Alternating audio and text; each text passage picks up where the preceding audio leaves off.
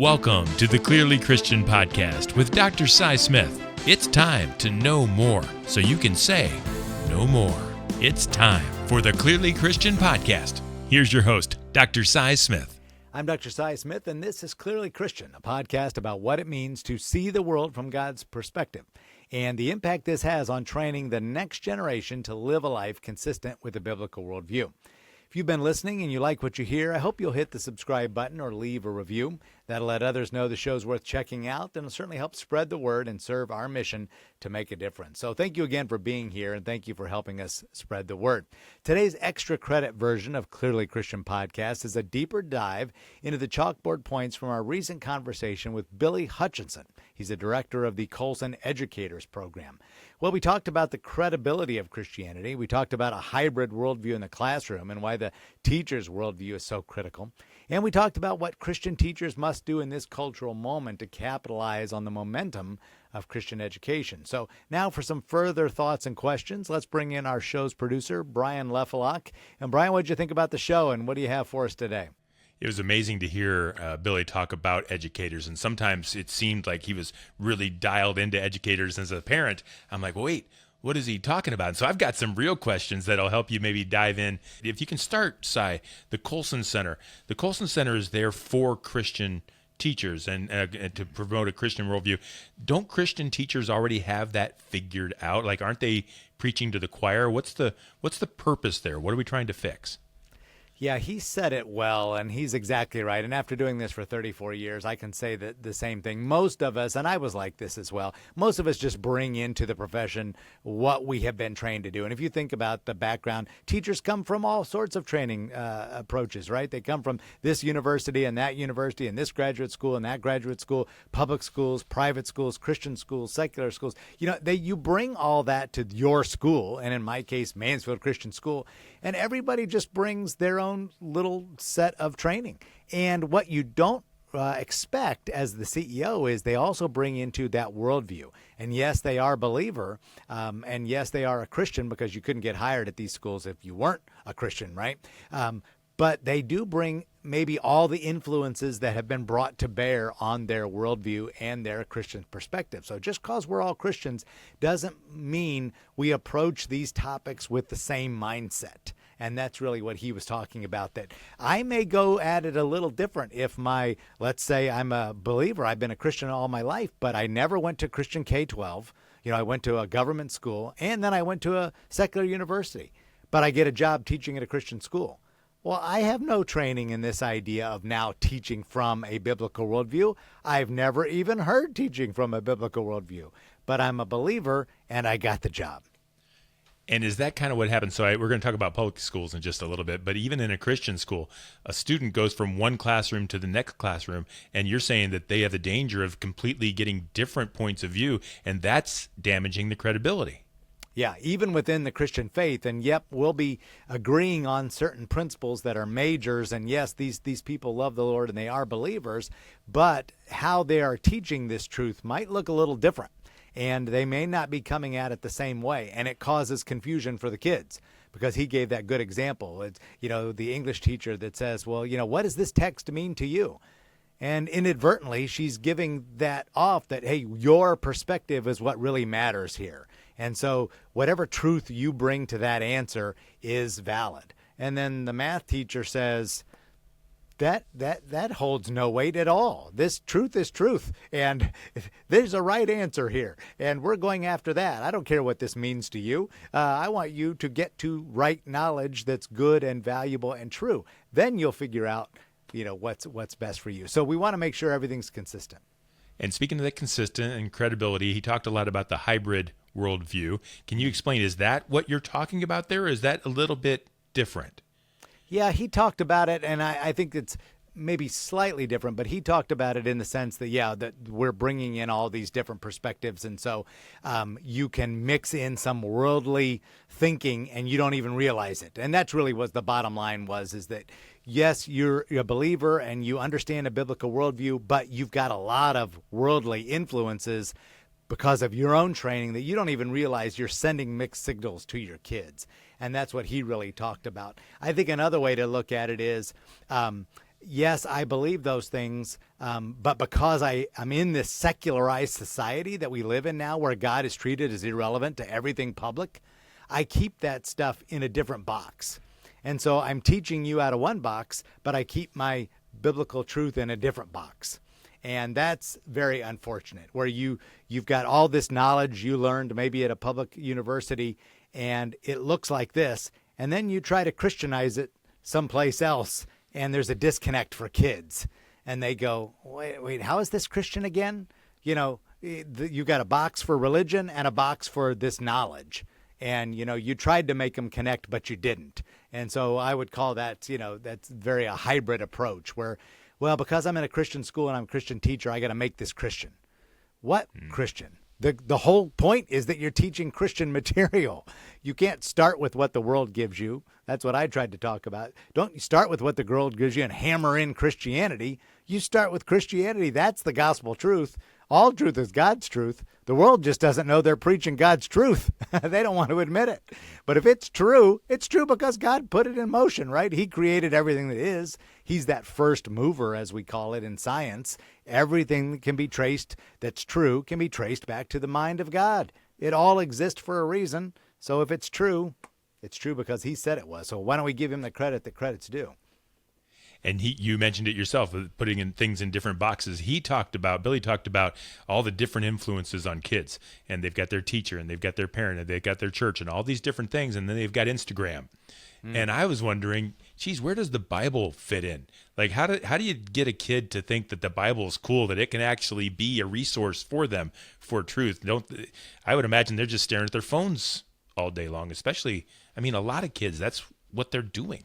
Yeah, it's never been harder in some sense, and I would say there's two angles there. It's never been harder in some sense than it is right now because, like you said, the distractions are crazy. I think I read somewhere that maybe it was in Anxious Generation, kids are exposed to 1,000 messages a day from different sources, right? And that's probably even a conservative, probably between small. Yes, streaming and cable and all that stuff. So they're exposed to so much. So how do you compete for that? So in that sense, it's never been harder. But in another sense, that almost has led us to the point where they are now so overtly desperate for someone to say, listen, this is real. I know it's true, and I can show you and I can prove it. And that's why, and I'm not trying to take up, but that's why they liked Charlie Kirk. Those of us that are over 50, we were like, wow, why is these young generation so emotional and so connected to Charlie Kirk? Well, he was giving them intellectual answers to their questions. And the number one reason for not coming to Christ as a young adult in this culture is intellectual skepticism from unanswered questions. They want someone who will put out there and say, I can tell you what's true. And they don't hear it ever from outside of the Christian school, unless they get it at home and they get it at church. That's interesting. And I think, it's interesting to me that Billy teaches in the Colson Center 2 Christian education schools and things, and it's hard enough. It sounds like it's hard enough to deal with it. I can't imagine, my kids are grown now, but the public schools have just got to be really, really tough. Does a parent even stand a chance? Like, how does a parent in a public school send their kids to school every day where they have their peers and they have their phones and they have their teachers and the government influence and all this stuff that's not teaching what they want to teach at home? Not every kid goes to a Christian school. So what can a parent do, a regular public school parent, to make their impact felt? Do they even have a prayer?